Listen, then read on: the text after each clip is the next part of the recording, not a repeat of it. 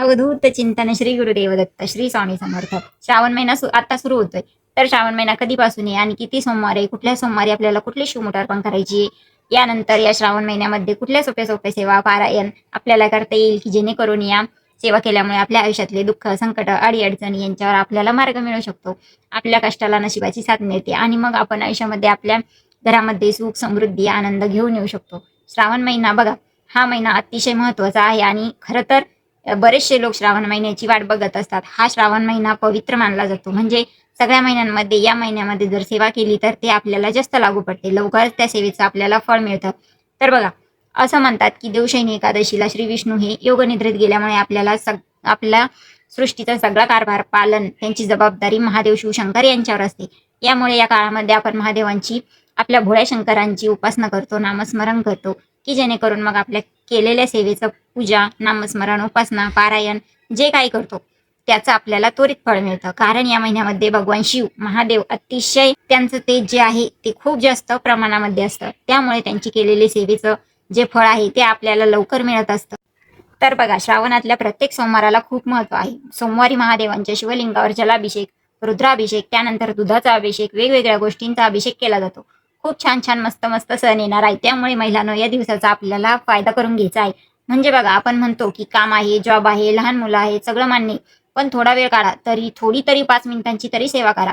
सांगते, त्या सेवेमधल्या थोड्या पण सेवा केल्या तरी पण चालतील. श्रावण 2026 येत्या 13 ऑगस्टला श्रावण महिना सुरू होतोय. तर 11 सप्टेंबरपर्यंत श्रावण महिना आहे. या श्रावण महिन्यामध्ये 4 श्रावणी सोमवार येणार आहेत. पहिला श्रावणी सोमवार हा 17 ऑगस्टला आहे. त्या दिवसाची शिवाला मूठ आहे तांदळाची. दुसरा श्रावणी सोमवार 24 ऑगस्टला आहे. शिवाला मूठ आहे तिळाची. तिसरा श्रावणी सोमवार 31 ऑगस्टला आहे. शिवाला मूठ आहे मुगाची. आणि चौथा म्हणजे शेवटचा श्रावणी सोमवार 7 सप्टेंबरला आहे. शिवाला मूठ आहे जवसाची. अशा प्रकारे श्रावण 2026 हा 13 ऑगस्ट पासून तर 11 सप्टेंबरपर्यंत आहे. आता या महिन्यामध्ये आपल्याला कुठल्या कुठल्या सेवा करायच्या आहेत बघा. श्रावण म्हटलं की शिव म्हणजे महादेव, देवांचे देव महादेव अर्थात शिवशंकर हे कलियुगात सुद्धा श्रेष्ठ देवता मानले जातात. त्यांची आपल्याला सेवा करायची हे मी तुम्हाला सांगितलं. आता बघा, मनुष्य जन्म घेतल्यानंतर प्रत्येक व्यक्तीच्या आयुष्यामध्ये दुःख येतं, दुःखानंतर सुख येतं, सुखानंतर परत दुःख येतं. एक असा पण व्यक्ती नाही की ज्याच्या आयुष्यामध्ये एक पण दुःख नाहीये. की तुम्ही कितीही श्रीमंत माणूस घ्या, तरी पण श्रीमंत किंवा गरिबीवरून दुःखाचे मोजमाप होत नाही. माणूस म्हटला की त्याच्या आयुष्यात तो सुख येणार, सुखानंतर दुःख येणार. तर बघा, कितीही आपल्या आयुष्यामध्ये दुःख, संकट आले तरी त्यांच्यापासून योग्य मार्ग मिळून आपल्याला आयुष्याची योग्य दिशा सापडून पुढे जाणं, याला खूप महत्व आहे. आणि ती दिशा म्हणजे कुठल्याही संकटातून मार्ग मिळवण्यासाठी आपल्याला भगवान शंकरांची या महिन्यामध्ये सेवा करायची आहे.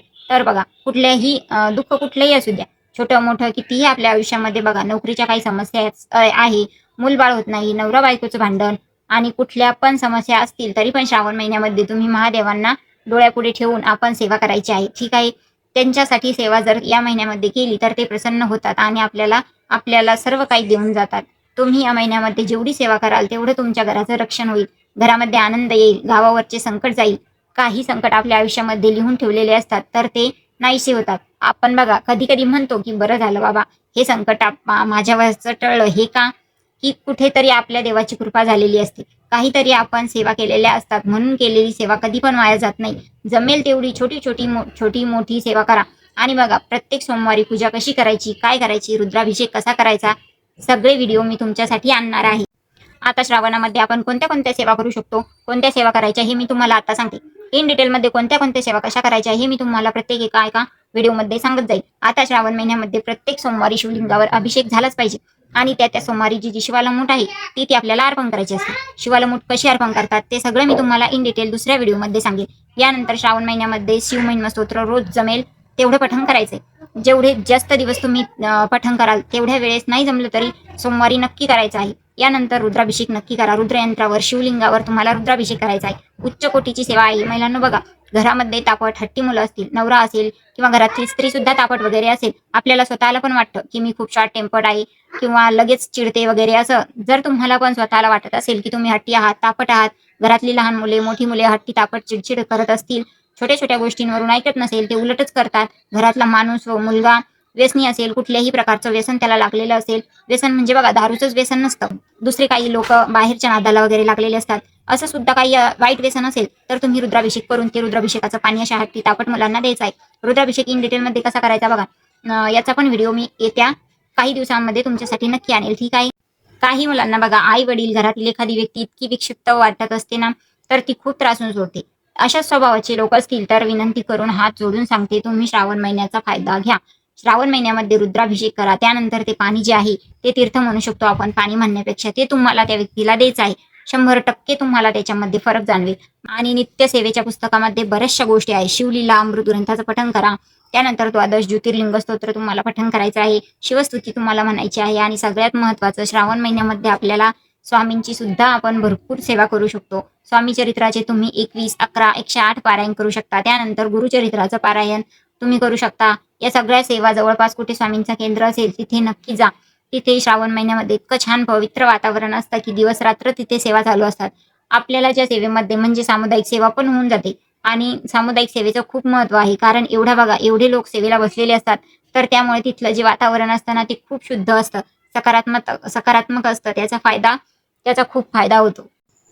तुम्ही गुरुचरित्राचं पारायण करू शकता, तुम्ही नवनाथांचं पारायण करू शकता, ठीक आहे. आणि श्रावणामध्ये तुम्हाला न चुकता सत्यनारायण करायचेच आहे. श्रावणामध्ये 11, 21, 51 अशी सत्यनारायण पूजा घेतली जाते. गुरुजींना वगैरे बोलावून अजिबात नाही. अगदी सोपी श्रावणातली सत्यनारायण पूजा आहे. कशी करायची हे मी प्रत्यक्ष तुमच्यासाठी त्याचा व्हिडिओ पण आणेल. त्यामुळे अजिबात काळजी करू नका. खूप सोप्या सेवा आहेत, पण अतिशय महत्त्वाच्या आणि खूप चांगल्या आहेत. चांगलं काय आपल्याला देऊन जाणाऱ्या या सेवा आहेत. सगळ्या सेवा संकल्पयुक्त पण तुम्ही करू शकता. काही इच्छा पूर्ण करण्यासाठी नाही किंवा नाहीये. आपली काही इच्छा तर म्हणजे आपण काही इच्छा मनात न ठेवता फक्त आपण आपल्या एका देवाच्या अधीन जाऊन काहीतरी या सेवा कुठे ना कुठे कामात येतात. आणि बरेचदा आपण काहीतरी संकल्प ठेवूनच सेवा करत असतो, तुम्हाला पण माहिती आहे. तर त्यामुळे तुम्ही संकल्पाने पण सेवा करा. बिना संकल्प तुम्ही सेवा करू शकता, ठीक आहे. अतिशय महत्त्वाचा दिवस आहे. प्लीज तुम्ही असं म्हणू नका की ताई लहान मुलं आहेत, जमत नाहीये वगैरे. जमेल तेवढी छोटी मोठी सेवा करा. रोज नामस्मरण करा. महादेवांचं नाव घ्या. ओम नमः शिवाय किंवा शिवाची 108 नामावली तर आहेच. नामावली म्हणून तुम्ही रोज काहीतरी सेवा करा. खूप पाहिजे तेवढ्या सेवा करा. या महिन्यामध्ये या सेवांचा आपल्याला खूप फायदा होतो. आणि आपल्या आयुष्यामध्ये जे दुःख, संकट, अडीअडचणी आहेत तर त्या सगळ्या दूर जातील. सगळ्या गोष्टी ज्या आहेत त्या मार्गी लागतील. तुम्ही फक्त आहे ना या सेवा मनापासून करा. मनामध्ये असेल तर तुम्ही नक्की या सेवांचं फळ तुम्हाला मिळेल. त्या सेवेचा फायदा तुम्हाला भरपूर होऊन जाईल. आणि बघा शिवलीला अमृत ग्रंथाचं पारायण सुद्धा तुम्हाला करायचे. बघा हा ग्रंथ अतिशय पवित्र आहे. यातला तुम्ही 14वा 15वा अध्याय जरी रोज तुम्ही वाचला तरी सुद्धा चालतं. प्रत्येक अध्यायाचं महत्त्व आहे. मी शिवलीला अमृत ग्रंथाचं पारायण कसं करायचं त्या व्हिडिओमध्ये तुमच्यासाठी सगळ्या गोष्टी आणेल की तुम्हाला कुठल्या अध्यायाचं काय, त्याची फलश्रुती काय आहे. 7 दिवसामध्ये पारायण करतं, कोणी 3 दिवसांमध्ये सुद्धा पारायण करतं. 15 अध्याय असतात त्यांच्यामध्ये. आणि महत्त्वाचं म्हणजे जसा हा महिना पवित्र आहे त्याचा आपल्याला फायदा करून घ्यायचा आहे. त्याचप्रमाणे या महिन्यामध्ये काही नियम पाळायचे. तुम्ही भलेही सेवा करू नका, पण काही नियम पाळा. जसं की खाण्यापिण्याचं ते सगळ्यात महत्त्वाचं आहे. मांसाहार प्लीज कटाक्षाने टाळा. श्रावण महिन्यामध्ये अजिबात या गोष्टी होऊ देऊ नका. कारण बघा जसं शुभ गोष्टी केल्यामुळे शुभ फळ मिळतं, तसंच आपण वाईट चुका केल्या ना मग त्याचं वाईट फळ मिळतं. आपण काय करतो मग याला त्याला दोष देतो. माझ्याच नशिबात असं, हिची नजर लागली, तिची नजर लागली, तर असं नाहीये. कोणाची नजर लागत नाही. आपण स्वतःहून आपले संकट, अडीअडचणी वाढवून घेत असतो, ठीक आहे. त्याच्यामुळे बघा अतिशय तुम्हाला मनापासून सेवा करायची आहे. श्रावणामध्ये तुम्ही सत्यनारायण करा. खूप छान छान सणवार आहेत. एकादशी आहे, त्यानंतर विनायक चतुर्थी. या श्रावणामध्ये आपल्याला बरेचसे दुर्वा, गणपती व्रत पण आपल्याला करायचं आहे. खूप छान छान सेवा आहेत. फक्त बघा कोणाशी वाईट वागू नका, कोणाचा अपमान करू नका. मग तुमचं मन शुद्ध ठेवा. मनापासून इच्छा असेल तर तुम्ही सेवा करा. 5 मिनिटांची तुम्ही ठरवून घ्या, मला 5 मिनिटं मिळणार आहेत, तर मी या श्रावण महिन्यामध्ये ही जशी अशी सेवा करेल, अभिषेक करेल रोज. किंवा तुम्ही 108 नामावली म्हणा किंवा ओम नमः शिवायचा 108 वेळेस जप करा तरी चालेल. जवळपास कुठे मंदिर असेल शिवांचं, रोज तिथे जा. घरी तुम्ही केलं, कारण बघा श्रावणामध्ये शिव मंदिरात भरपूर गर्दी असते. त्यामुळे तुम्ही नक्की बघा या गोष्टींचं पालन करा. श्रावणामध्ये शक्यतो काळे कपडे घालू नका. पिवळे, पांढरे अशाच रंगाचे कपडे तुम्ही घाला. आणि दुसरी गोष्ट म्हणजे बघा मासिक धर्म वगैरे जरी आला तरी पण आपण मनामध्ये नामस्मरण वगैरे करू शकतो. सुतक आलं तर मान्य, तेवढे दिवस आपल्याला टाळावे लागतात. पण सुतक संपल्यानंतर तुम्ही सेवा जी आहे ती पुढे करू शकता. प्रेग्नेंट महिलांचा बऱ्याचदा प्रश्न विचारला जातो. प्रेग्नेंट महिला असतील तर तुम्ही 7व्या महिन्यापर्यंत सगळी काही सेवा वगैरे जी असते ती करू शकता. 8व्या 9व्या मध्ये कसं असतं, बाळ जे आहे ते बऱ्याचपैकी त्याची वाढ झालेली असते आणि स्त्रियांनी काही गोष्टी बसणं उठणं शक्य होत नाही, म्हणून सेवा करू नये असं सांगितलं जातं. पण मनामध्ये नामस्मरण वगैरे तुम्ही करू शकता, ठीक आहे. बरेचसे लोक बघा या महिन्यामध्ये कांदा लसूण वगैरे खायचं नाही, एवढे सुद्धा नियम पाळतात. मांसाहार तर करायचंच नाही. कांदा लसणाचा नियम तुम्हाला शक्य असेल तर तुम्ही पाळू शकता. परान्न खाऊ नका, कारण बघा परान्नाचा आपण जर तुम्ही चेक केलं, जे गुरुमाऊली आहेत त्यांनी बऱ्याचशा परान्न खाल्ल्यामुळे किती तोटे होतात आपल्या आयुष्यामध्ये हे सांगितलेलं आहे.